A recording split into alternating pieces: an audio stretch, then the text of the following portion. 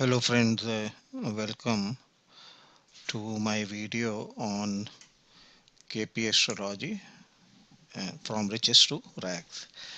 I'm going to take up a example horoscope of a person, and then we are going to look at some of the major events in that person's life, like marriage, business, and the financial status and those kind of things.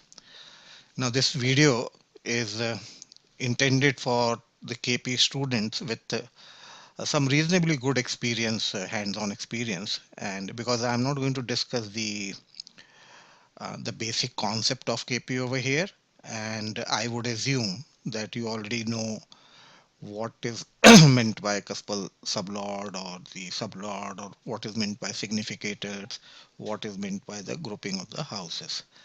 So, for the KP students who already know about all these things, this is video is going to be for those kind of students. Now, what happens is when you go through a formal training in KP astrology, when you learn the KP astrology from various teachers, and at that time you usually get an impression that KP has some kind of a silver bullet, that once you know the various combination for various events, the house grouping, and then all you have to do is just blindly apply those, and you will be able to analyze or find out the particular result. In this particular example, I'm going to show you that it doesn't work like that. After, when you have invested your time in training, and then when you have invested your time in doing some practicals by looking at various charts, then at various places you will get stuck up, and at that time you will find that your bookish knowledge is not helping, or whatever you learned in the classroom is not helping you. So in this particular example chart, we will actually look at some of these issues when you look at a chart, and when you try to apply the bookish rules and you find that those rules are not working.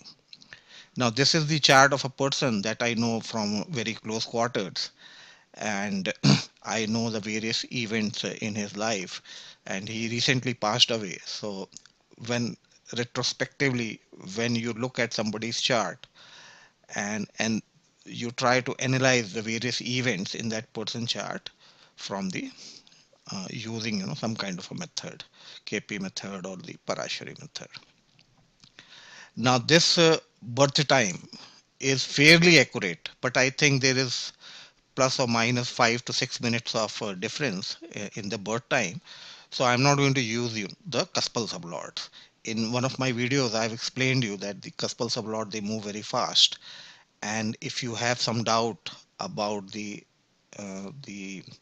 accuracy, the 100% accuracy of the birth time, it would be safe to ignore the cuspal sublords and just rely on the cusp chart and the table of significators. Now, when you are looking at a chart, then some of the questions as an astrologer might come to your mind, whether you are looking at a chart of a person who was born rich or who was born poor, or somebody who was born rich and remained rich throughout the life, or somebody who was born poor and did some struggle in the life, became rich, but eventually lost everything in the life. So various combinations of being rich or poor can happen in a person's life. So we are going to look at from this angle in this chart. And then the marriage and the childbirth, but I'm going to show here that what kind of problems you will get stuck up with while analyzing the marriage and childbirth. And then of course the success and failure, the usual status in a person's life, and the finally the on the remedies, that when a person is going through a lean period or a bad period, what kind of remedies are recommended to that person, and whether those remedies actually work or not. Now let's look at from the marriage and childbirth, married life, etc., in this chart. Now, you are already aware that in Krishnamurti Paddhati, the combination of the uh, second, seventh, and the 11th house is required for the marriage to happen. So, this person was born in the uh, with Ketu Mahadasha, and if you look at the Mahadasha period, then you find that the Sun period, when he went into the Sun period, is the age, marriageable age. This is the time when this person should get married.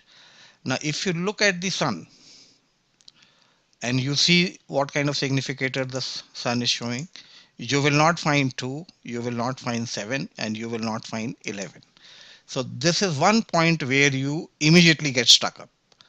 And then you say, and you are not sure whether this person will get married during the Sandasha or not, whether there is a delay in the marriage.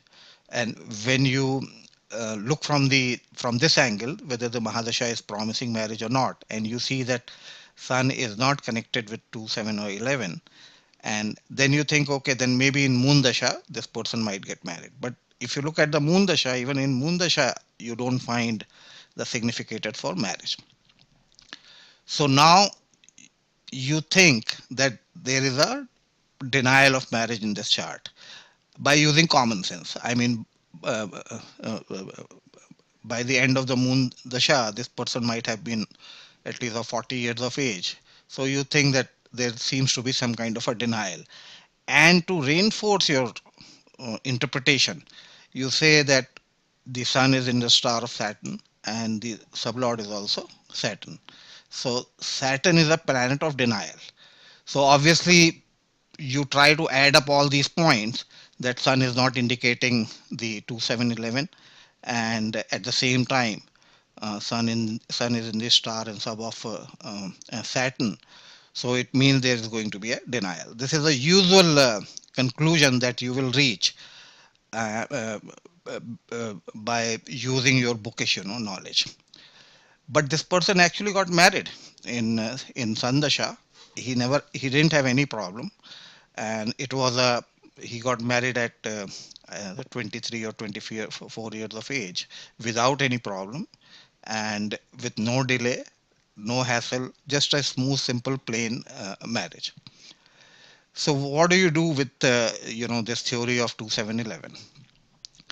So when I was trying to look at what happens when the dasha is not supporting, I would not use the word supporting, I would use the word reflecting. When the Mahadasha is not reflecting the houses that are related to the houses required for an event to happen, then what happens?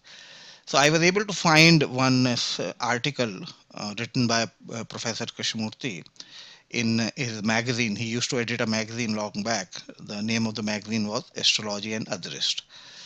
So this is I put a screenshot over here.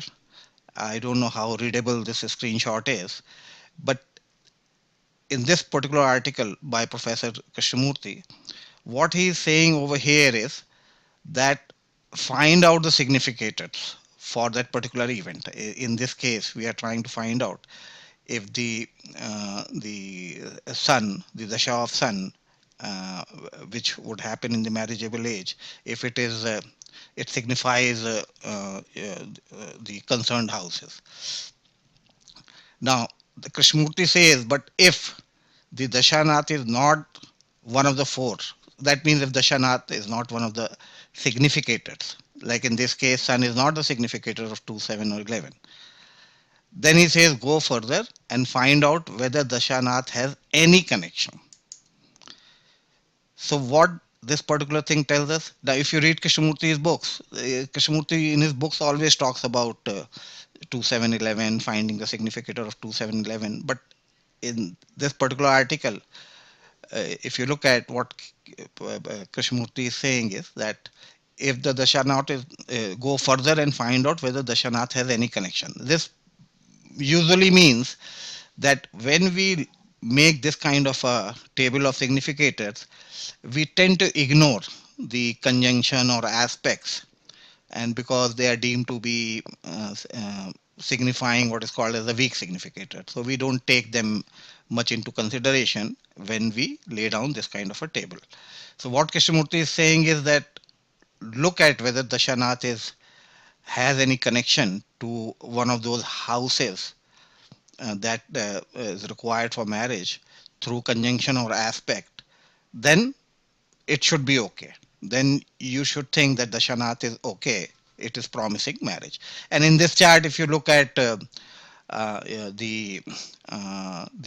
sun, then you will find that in one or the other way, it is connected with the uh, one of the houses of marriage. So, from this particular article by Professor Krishnamurti, we can say that if Dashanath has some remote connection, when I use the word remote connection, then I mean to say by aspect or by conjunction, if it has some connection with one of the houses, then it is okay. That means that Dashanath is will promise that particular result. We can even further extend this result. By extending this result, I mean is can we say that if Dashanath is neutral, then also it is okay. So what do I mean over here? This person, the marriageable age is at the time of Sun Mahadasha. And now if you look at Sun, it is not denying marriage. It's not connected with the houses like 6 and 10 or 1, which are responsible for the denial of marriage. So we extended this rule and we said if Dashanath is neutral, then it should be fine. Then also, if there is a bhakti period, which is a strongly uh, connected with the marriage, then the marriage will happen.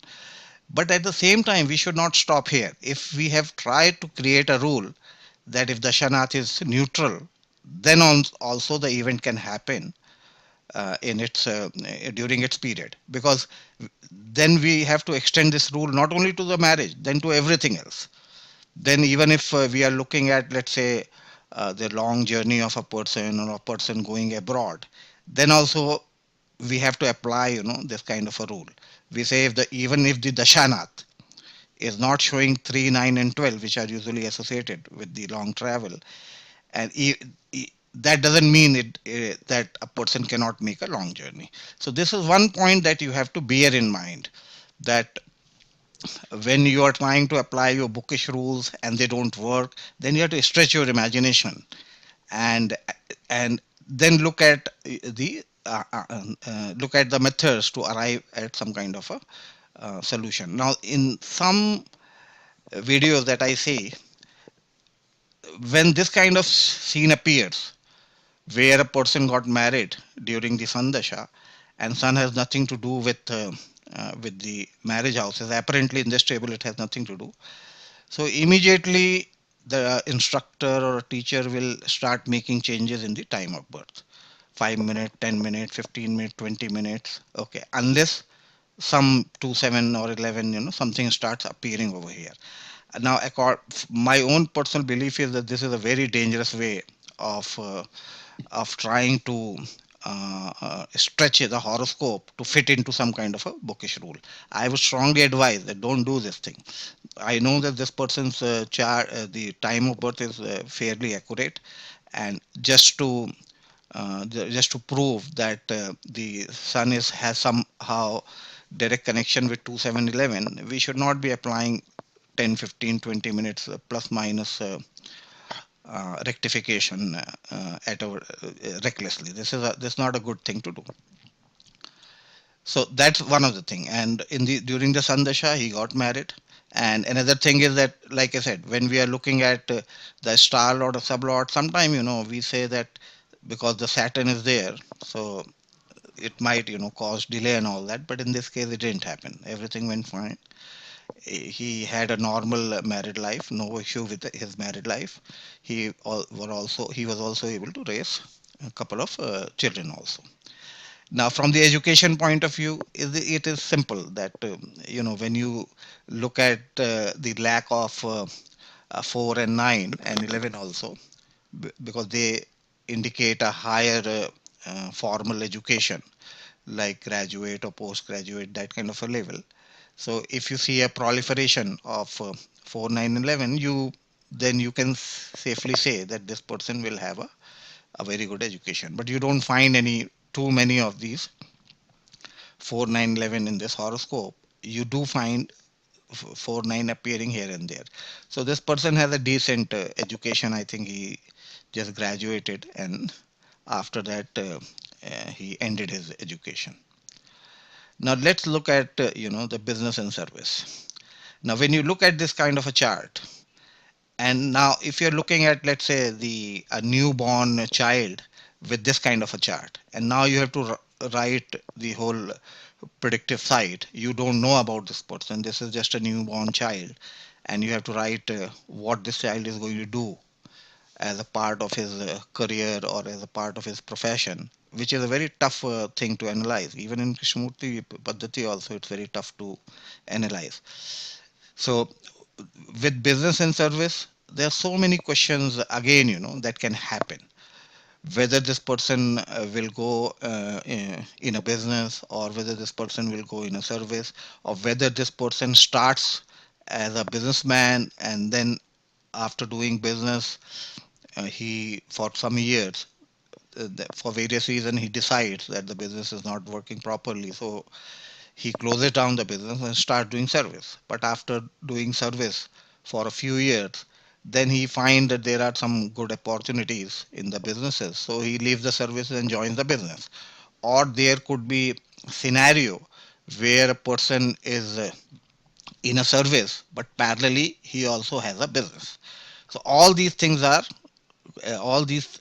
scenes could be possible, and these are very common scenes. These are not some exceptional scene that I am talking about. In many horoscope, you find this kind of a thing happening. So now in this chart, if you look at this chart, and you have to also look at whether this person will be able to make money or lose money by doing a business or a service. Then when you are looking at the status of finances, then obviously the 5 8 12, this combination is not good according to KP. And if you see this combination appearing at various places, which in this particular table of significators, you can see the 5 8 12 5 8 12 appearing at various places, and then you make it out that the financial status of this person will not be good. This is true. This actually happened with this person, but there is a major twist over here. This happened after many years of his life. This didn't happen at the time of his birth. He was born into a very rich family, and he started doing business. He inherited that business. This was a huge business with a huge number of employees, and this was they had manufacturing and they have distributorship and those kind of pretty reasonable big business. So this person inherited a very nice and a very big business. So just by looking at the proliferation of the 5 8 12, you should not jump to the conclusion that this person will be born poor and will remain poor and will keep on losing money. No, it's not the case with this horoscope. And during the Venus Mahadasha, he inherited his father's business, which was a very big business, like I mentioned to you. Now, if you look at Venus over here, look at this combination of Venus over here, and then you find that the Venus is not bad in this horoscope. Now, one of the things that I want to tell you about this particular layout of the table is that sometimes we become blind towards the chart. We just focus on this table, and we just look at the houses that are represented by the planet, and we are not concerned with the horoscope uh, uh, per se. This is not a good thing to do, because if you look at Venus over here indicates sixth house also, eighth house also, 11th house also. But if you look carefully, you find that the Venus over here the lord of sixth. Venus is the lord of sixth. Venus is the lord of seventh also, and Venus is also the lord of 11th. So Venus is directly tied up to both of the houses. Venus is not giving the result of the sixth house and eighth house independently. I mean, it's not that Venus, by virtue of being in the star or some other planets, giving the result of six and eight. Venus is itself responsible for both the houses, the sixth house and the eighth house. Sorry, the sixth house and the 11th house. So sometimes you have to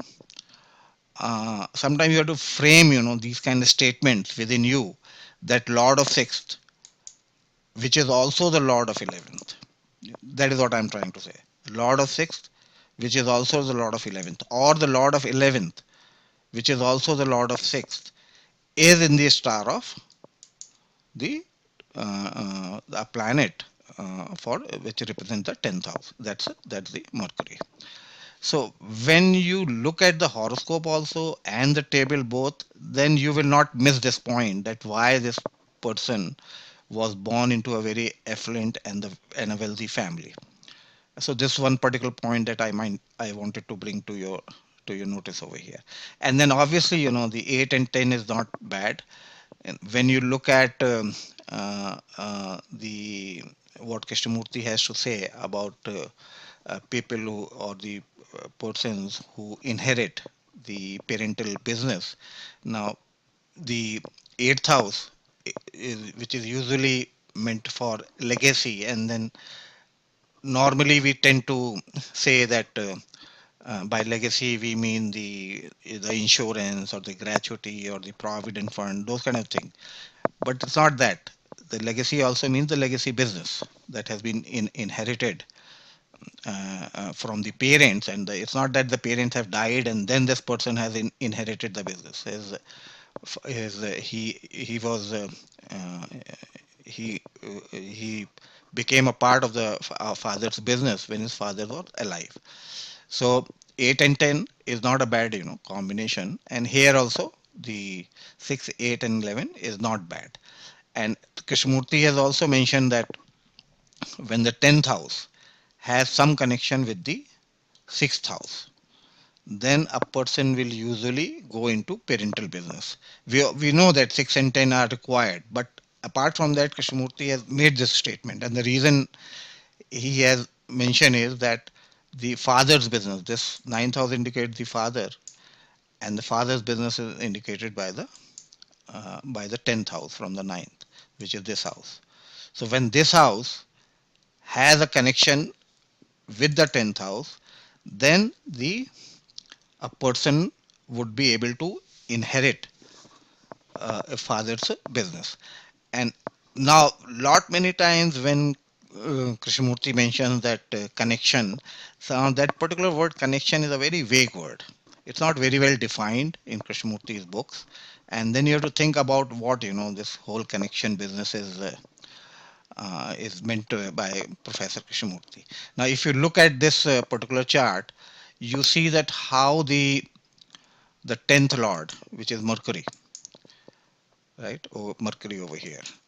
Sorry, the sixth lord, Venus, is in the star of Mercury. And Mercury indicates the eighth house, which indicates legacy, and Mercury also indicates the 10th house. So this is how the Venus is creating a very clear connection. I would still use the word connection with the 10th, 6th, and the 8th house. So that indicates a inherited business, a legacy business. And when you have to decide about the nature of business, then also it's a very tough question, that if you look at this horoscope, and if you have this question that okay, this person might be in business, but then what kind of business? There are thousands of businesses. So mostly Krishnamurti has mentioned about the looking at the cuspal sublord of the 10th cusp, which in one of my videos I explained that sometime it works, sometime it will not work. But here in this horoscope, if you look at the 10th lord, Mercury, then you find that the Mercury is also indicates, the eighth house and the 10th house. So when eighth and 10th they join hands, then they indicate businesses which are mostly related to the eighth house. Eighth house can indicate so many businesses. It can indicate insurance, it can indicate provident fund, it can indicate using others' money, it can indicate a legacy business, and it can indicate occult sciences. So you don't know and how to predict which particular business this person is going to do. And then when you're looking at this kind of a combination, that the 10th lord, and then you look at the sublord being Venus, and then you try to relate all these things, still you will not be able to find that this person would be doing a manufacturing and the distributorship, kind of a business. The only thing that I thought is worthwhile over here to mention is that Mercury, the planet Mercury, which is Lord of the 10th house, is directly related to doing trading, kind of a business. And Mercury is also in its own, star. So that's about, the business and the business area. And some of the questions related to the business area that you should be asking, and then you have to investigate. And now, finally, if you look at the finances of this person, like I mentioned, that this person inherited a very affluent business, and and it was a very sprawling kind of a growing kind of a business, and with many staff and all these kind of a thing. But when this person entered into the Sun Dasha, from that period onwards, see, he joined this business during the fag end of Venus Dasha, and so uh, when the Sun Dasha started, then the cracks started appearing in this business, and the cracks started appearing not because of some circumstances, not because of the market condition. The whole cracks in the business started appearing because of this person's own reckless style of doing business. So during Sun Dasha, and then when you look at the Moon Dasha, then again you find that the here, if you look at, then you can already see that the combination of 8 and 12 is not good for the for the business or for the money.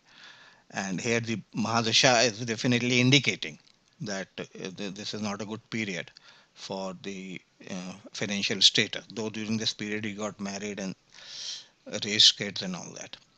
And now when he entered into the Moon Dasha, you can look at the moon period also. The moon period is also very bad. It doesn't indicate any recovery.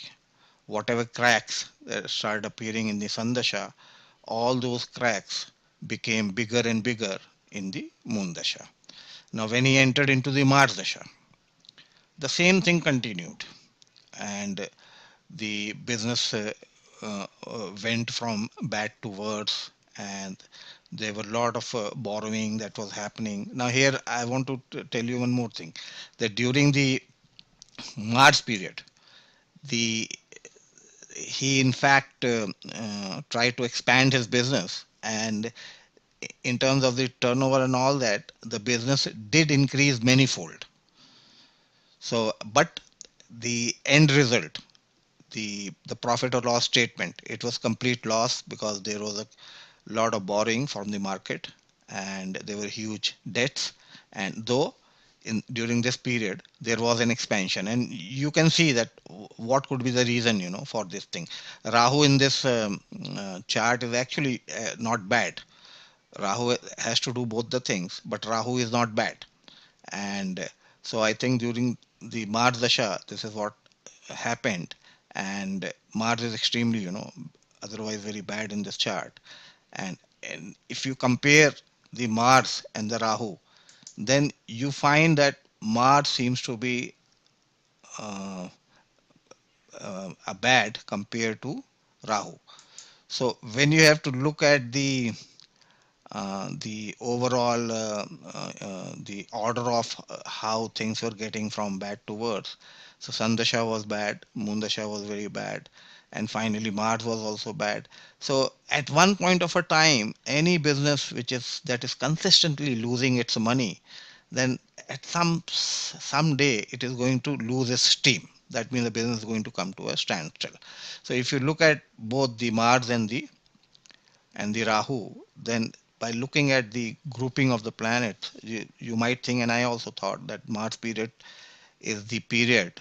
After that, there doesn't seem to be any hope in his business. But actually, the business came to a complete standstill only during the Rahu period. Now, what could be the reason that Rahu is the Mars seems to be slightly better to Rahu in the light of the closing of the business. The only thing is that here we find that Rahu, which is a malefic planet, and is in the sublord of another malefic, which is Saturn. Another thing that you might want to look into this chart is, when you are looking at the overall status of a person, is the some kind of a pattern that emerges. And see, this is one person whose life there was a distinct pattern, and in his hometown everybody knew that his business was losing money very fast. Now if you look at the Saturn, you see Saturn appearing so many places. There is a proliferation of Saturn at the sublord level, and the Saturn is not good in his chart, being in 12th.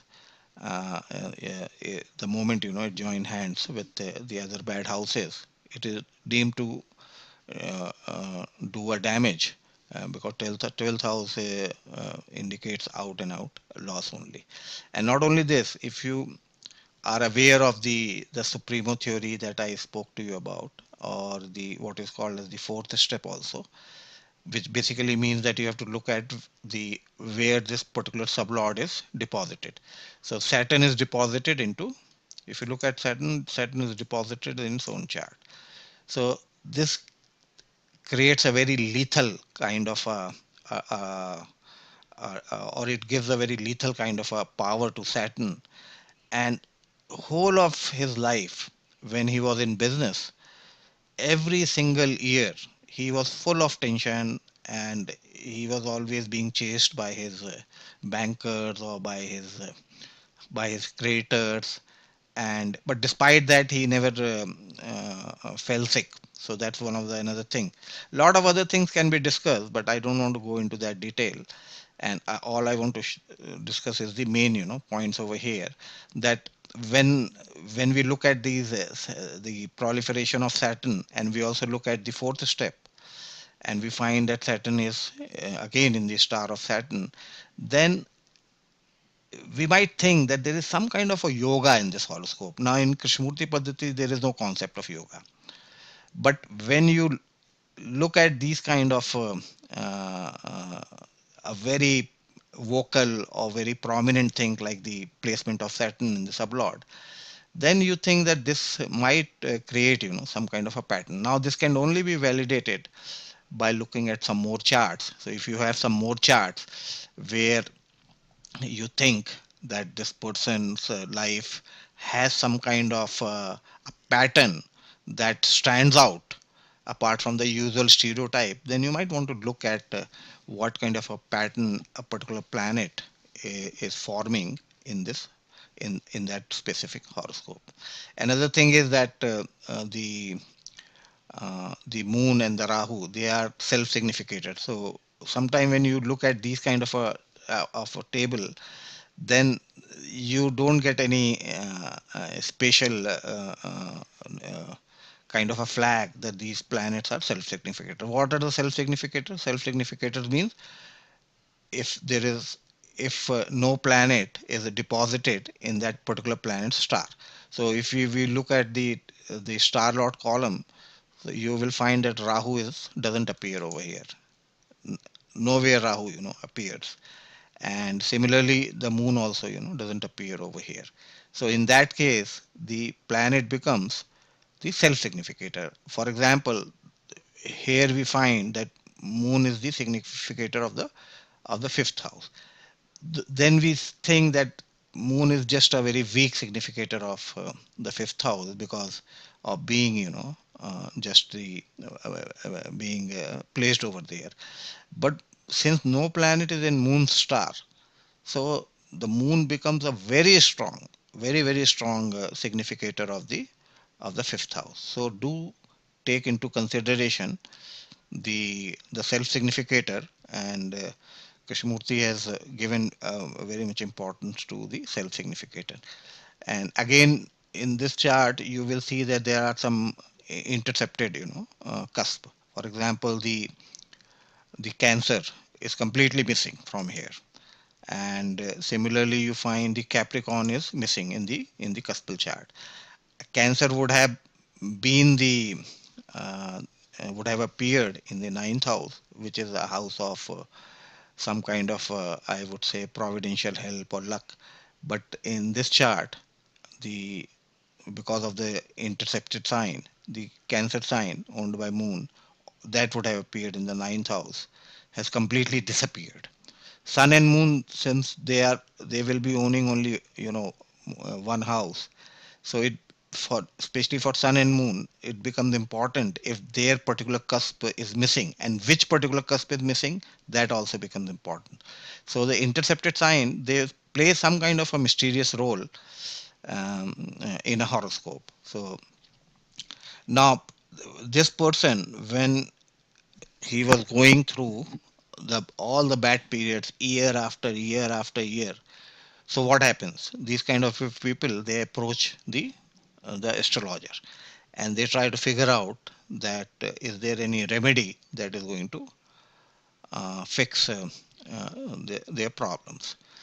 And let me share, what actually happened with in terms of remedies with this particular person.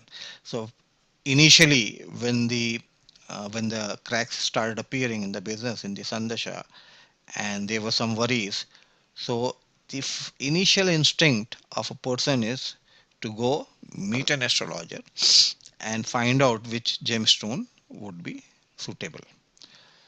So then some kind of a gemstone were recommended to that person. But like I mentioned, year after year, nothing happened. The situation became from bad to worse. So then this particular person will think, oh, okay, this particular gemstone is not working, and in that case, then he meets somebody else. Now that somebody else, astrologer, recommends some other stone. You see, this is what happens. I'm just sharing you what actually happens in the practical life. And then he started wearing some other stone. Then after a year or two, when the things were still bad, then he met some other person. And eventually, what happens is that these kind of persons, either they have tried all kind of gemstones, or they end up wearing, all these various kind of gemstones. In the case of this person, of course, he didn't wear all the gemstones in all the fingers, including the thumb. And but he kept on experimenting with various gemstones. Nothing worked. 1 year, 2 year, 3 year, 4 year, 5 year, nothing worked. Then what happens is these persons, they get desperate, and now they meet someone, and that someone promises some kind of a miracle out of the so-called Lal Kitab. Or I remember once, some guy approached carrying a copy of Ravan Sahinta, and so he promised some kind of a miracle using some kind of a technique from Ravan Sahinta. So this is stage two. Stage one is they start with gemstone. Stage two is they go into totka. So he tried all these totkas, nothing worked, and the business was losing money. There was tremendous pressure from the bankers. So now what happens? This Vastu, the typical Vastu Shastri steps in. And of course, I used to hear all these stories from some of the common friends, and I realized that some of the bathrooms and some of the structures in his houses were demolished, and because some Vastu Shastri has suggested that the the whole problem was because of the vastu dosh in some bathrooms or stairs or some water tank, this kind of thing. So a considerable part of his house was kind of put to this vastu test, and nothing worked. Then some person came and he said, okay, the you see, in business, all the businesses will carry these Ganesh Lakshmi idol. So then they pointed out that the direction of the where the idols were placed is not correct. So then this person started doing experiment with all these direction, north, northwest, west, east, all these kind of things. Nothing worked. And eventually I heard that some these kind of tantric, if you go to some of these guys and you enter their room, and they have all the photos of 33 million god and goddesses hanging in their room, and they will have all these malas and all these gemstones. So these guys, they suggested some kind of a tantric remedy by digging some hole in the ground and planting some kind of rituals over there. So he did all these things. Nothing happened. Eventually, the business was finally closed down. Why I'm telling you this story is because I intervened when this person was doing all these things. I did intervene a couple of times, and I spoke to the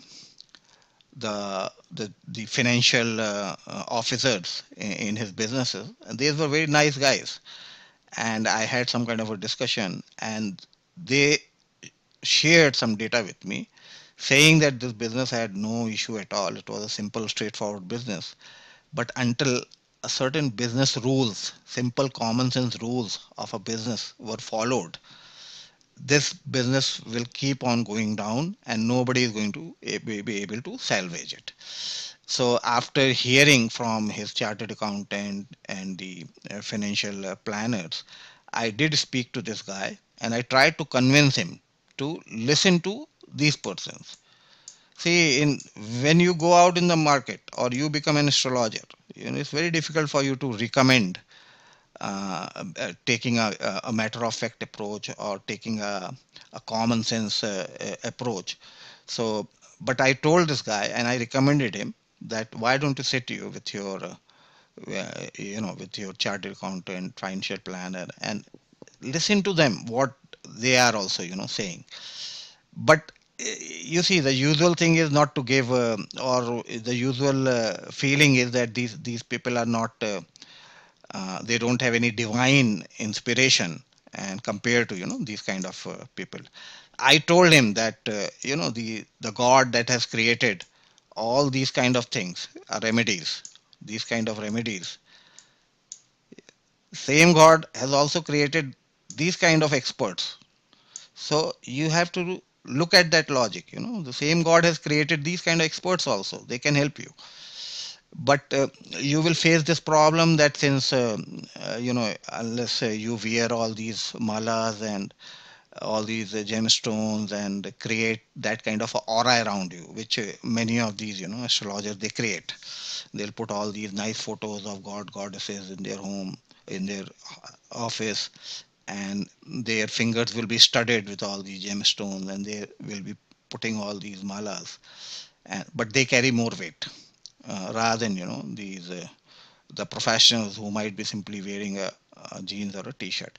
My idea over here is that this person was known to me. He was a very nice person, very good at heart, and I could see that how his whole life was damaged because of all these nonsense that floats in terms of remedial measures. I'm not against all these remedial measures. What I'm trying to say is that when you run into these kind of a people who suggest these remedial measures, they are clueless. They don't know anything.